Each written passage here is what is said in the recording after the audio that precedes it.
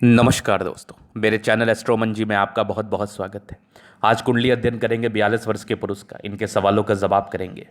जीवन पर ग्रोथ को लेके, पैटर्नल प्रॉपर्टी को लेके इनको जानना है और आगे का जीवन कैसा रहेगा और हथेली पर, कुंडली पर क्या अच्छी खराब अवस्था बनी है, इस महत्वपूर्ण विषय पर भी इनको जानना है। तो मूल रूप से कुंडली का अध्ययन कर रहा हूँ। इस पर जो भी चीज़ें इनके जीवन पर दिखेंगी मुझे, पॉजिटिव एंड नेगेटिव में, हर विषय पर महत्वपूर्ण तरीके से बात कर लेंगे अपन। तो कुंडली देखने से पहले ये जानना बहुत जरूरी है कि ये किस लगन की कुंडली है। तो अगर आप ठीक से देखेंगे तो यहाँ पर ये 7 नजर आ रहा होगा। तुला लगन की कुंडली है, बुध अस्त का है। अस्त सूर्य से करीब कोई ग्रह बैठ जाए उसको अस्त का मान लेते हैं। कुंडली में 2 टाइप के ग्रह होते हैं, एक योग कारक होते हैं, एक मारक। योग कारक जो आपके दोस्त है, मारक जो आपके दुश्मन है। अगर योग कारक ग्रह अस्त का हो जाए, मतलब आपका दोस्त अगर अस्त का हो जाए तो दिक्कत है। अगर मारक ग्रह अस्त का हो जाए तो वो कोई दिक्कत नहीं है। दुश्मन अगर आपका अस्त का है, फलहीन है, बलहीन है, तो फिर वो क्या आपको नुकसान दे पाएगा, तो वो मैं आगे विचार करूंगा। बुध जो आपका अस्त का है, ये मारक है या योग कारक है। अगर ये योग कारक हुआ तो इसको अस्त को खत्म करने के लिए उपाय करने की आवश्यकता होगी। अगर ये मारक हुआ तो कुछ उपाय करने की आवश्यकता नहीं पड़ेगी। तो अगर मैं आगे और देख लूँ तो मंगल दोष, जी हाँ, मंगलिक मांगलिक है, राशि कन्या आ रही है। अब इसके बाद मैं विचार करूंगा बल पर। अब सूर्य 9 डिग्री पर बैठा है, 100% फल देगा। चंद्रमा 8 डिग्री पर बैठा है, लगभग 100%। मंगल 13 डिग्री पर है, 100% युवा अवस्था में है। बुध 22 डिग्री पर है, लगभग युवा अवस्था में 90%।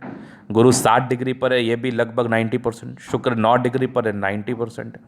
शनि आपका 26 डिग्री पर है, ये भी लगभग आपका 10 to 20% देगा। राहु और केतु 0 डिग्री पर है, तो ये खास दुष्प्रभाव आपके जीवन पर नहीं दे पाएगा। 0 डिग्री का ग्रह क्या आपको दुष्परिणाम देगा। अब एक और बात मैं आपसे कहना चाहूंगा, बहुत बड़ी बात है। अब देखिए, इनकी कुंडली में गुरु और राहु की युति है। एक ही घर में बैठे हैं गुरु राहु, मंगल शनि एक साथ। अब यहां पर गुरु राहु का जो युति होता है, ये बड़ा भयंकर दोष होता है, गुरु चांडाल दोष। लेकिन अब राहु यहाँ 0 डिग्री पर है, गुरु 60 डिग्री पर है, तो ये दोष एप्लीकेबल ही नहीं होगा। क्योंकि मान लिया जाए जो ग्रह दोष बनाएगा वही ग्रह पावरफुल नहीं है, उसी ग्रहों में ताकत नहीं है, तो वो क्या आपको साइड इफेक्ट दे पाएगा, असंभव है। तो यहाँ पर साइड इफेक्ट इसके द्वारा आपको देखने को बिल्कुल भी नहीं मिलेगा। तो चिंता करने की, परेशान रहने की आवश्यकता बिल्कुल भी नहीं है इस केस में। ये हो गई पहली बात। अब अगर मैं दूसरी तरफ बात कर लूँ और क्या क्या चीज़ें हैं, तो अभी मैं फलादेश पर बात करूंगा। एक महत्वपूर्ण चीज़ मुझे बताना था, मैंने आपको बता दी। अब हम ग्रहों पर विचार करेंगे, ग्रहों किस हिसाब से फल दे रहे हैं, किस हिसाब से इसके फल आपके जीवन पर मिल रहे हैं, उस महत्वपूर्ण विषय पर आपको विचार करके हम दिखा देते हैं। तो यहां पर अगर आप देखेंगे तो सूर्य कहाँ बैठा है, तो सूर्य बैठा है आपका, ये देखो, अष्टम भाव में, 11वें घर, लाभ भर घर का मालिक है। और आपका अष्टम भाव 8th हाउस, मृत्यु कारक स्थान में बैठ गया, जो कि हाउस ऑफ हवस का भी हाउस होता है एक तरह से देखा जाए तो सूर्य की युति अगर यहाँ पर है तो ये एक प्रकार की नेगेटिविटी खत्म कर देगी। मतलब आप उतने भी कोई ज़्यादा परेशान रहने वाले व्यक्ति नहीं है, या फिर आप कह लो वैसे भी कोई ज़्यादा तनाव लेने वाले व्यक्ति नहीं है। लेकिन अष्टम भाव में बैठा हुआ सूर्य, सूर्य सोर्स ऑफ इनकम के घर का मालिक सूर्य होकर अगर अष्टम भाव में बैठे तो सोर्स ऑफ इनकम में थोड़ी कमी कराता है। ये पहली बात हो गई। तो इसके लिए उपाय क्या करना है, रोजाना सूर्य को जल देना है, ये पहला चीज़ हो गया। अब चंद्रमा पर अगर विचार करेंगे, चंद्रमा बैठा द्वादश भाव में है, कन्या राशि में, मित्र के घर में, कैरियर के हाउस का मालिक होकर 12th हाउस में बैठा है, तो व्यय कराता रहेगा। मतलब आपका कैरियर स्टेबल नहीं रहेगा, कैरियर की स्टेबिलिटी में आपको प्रॉब्लम्स रहेंगी। तो अनस्टेबल कैरियर को ये इंडिकेट कर रहा है और खर्च की स्थिति को ज़्यादा बता रहा है। तो खर्च पर नियंत्रण करने की आवश्यकता है। अगर मैं मंगल पर विचार करूं तो मंगल आपका 11th हाउस में बैठा है, साथ में दूसरे घर का स्वामी 11वें घर में, पत्नी कारक स्थान का, धन भाव का स्वामी होकर ताकतवर स्थिति में मंगल ये बैठ गया आपका जाके 11th हाउस में, गजब का परिणाम देगा। जातक बहुत पराक्रमी होते हैं, अपने पराक्रम और समर्पण के दम पर जीवन पर आगे बढ़ते हैं, लाइफ में कामयाबी को प्राप्त करते हैं, तरक्की को प्राप्त करते हैं। ये मंगल इस बात का परिचय करा रहा है।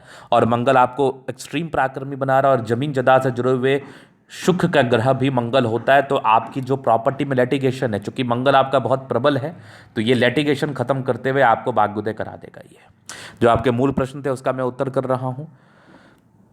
अब मैं बुध पर विचार करूंगा। बुध आपका अस्त का है, ध्यान में रखिएगा। और बुध आपका बैठ गया अष्टम भाव में, 9वें और 12वें घर का स्वामी अष्टम भाव में, समझिएगा। 12वें घर का स्वामी होने से बुध आपका अष्टम भाव में बैठा, तो विपरीत परिस्थिति में राजयोग। तो बुध के लिए आप उपाय कर सकते हैं, आपको बेनिफिट रहेगा। एक पन्ना रत्न धारण कर सकते हैं।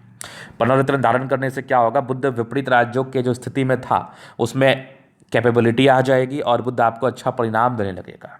बहुत ज्योतिषाचार्य का मत है कि 90 भाव का भी स्वामी है तो क्या अष्टम भाव में बैठने के बाद रत्न पहन सकते हैं, तो बेशक पहन सकते हैं, क्योंकि बुध 12वें घर का भी तो मालिक है और बुध अगर सक्रिय हो गया तो सूर्य को भी तो बल प्रदान कर देगा, तो बेनिफिट रहेगा। और आगे हम विचार करेंगे बृहस्पति पर। तो बृहस्पति आपका बैठा 11वें घर में है, तीसरे छठे घर का स्वामी 11वें घर में, कर्म के हाउस का मालिक होके, रोग ऋण कर्जा के घर का मालिक होके 11th हाउस में जाके बैठा है, तो बड़ी अच्छी स्थिति में है। तो ये इंडिकेट कर रहा है कि ऐसा बृहस्पति जातक को सोर्स ऑफ इनकम बढ़ाता है, थोड़ा सा पारिवारिक विवाद देता है, लेकिन सोर्स ऑफ इनकम अच्छा होता है। अगर व्यक्ति अपने हिसाब से कोई कार्य करना चाहे, अपने दम पर कोई कार्य करना चाहे, तो बेशक कार्य करके सफलता को प्राप्त कर सकते हैं। अब मैं शुक्र पर विचार करूंगा। शुक्र कहाँ बैठा? शुक्र बैठा 9वें घर में, 8वें और पहले घर का स्वामी 9वें घर में। आयु तो लंबी कर रहा है, डिग्री वाइज थोड़ा कमजोर है, तो ओपल रत्न पहन लीजिए, बहुत बेनिफिट आएगा। पारिवारिक विवाद को खत्म करने के लिए ओपल रत्न बहुत ज़्यादा लाभकारी माना जाएगा, इस बात में कोई डाउट नहीं है, कोई डाउट नहीं। अब हम शनि पर विचार करेंगे। शनि आपका बैठा 11वें घर में। शनि मंगल की युति टेक्निकल योग को बताता है, टेक्निकली आप स्ट्रांग होंगे। शनि आपका चौथा और 5वें घर का स्वामी, घर माता के सुख का मालिक होके, पुत्र कारक स्थान का स्वामी होके आपके 11वें घर में बैठा है, बहुत ताकतवर स्थिति में बैठा है। एकदम आंख बंद करके एक नीलम आप पहन सकते हैं। तो पन्ना रत्न आप अवॉइड भी कर सकते हैं, नीलम और ओपेल आपके लिए बहुत ज़्यादा लाभकारी रहेगा, एक्सट्रीम लाभकारी। अब राहु केतु डिग्री वाइज कमजोर है, तो इसके दुष्परिणाम भी आपके जीवन पर नहीं आएंगे, तो चिंता करने की आवश्यकता नहीं है। तो पैटर्नल प्रॉपर्टी मिलने के योग हैं। शनि का रत्न धारण करने के बाद, शुक्र का रत्न धारण करने के बाद आपके जीवन में इसको देखते हुए तरक्की मिलेगी, डेफिनेटली मिलेगी। अब हम समय पर बात करेंगे। अभी जो आपका 2016 तक राहु का समय चला, ये गड़बड़ है।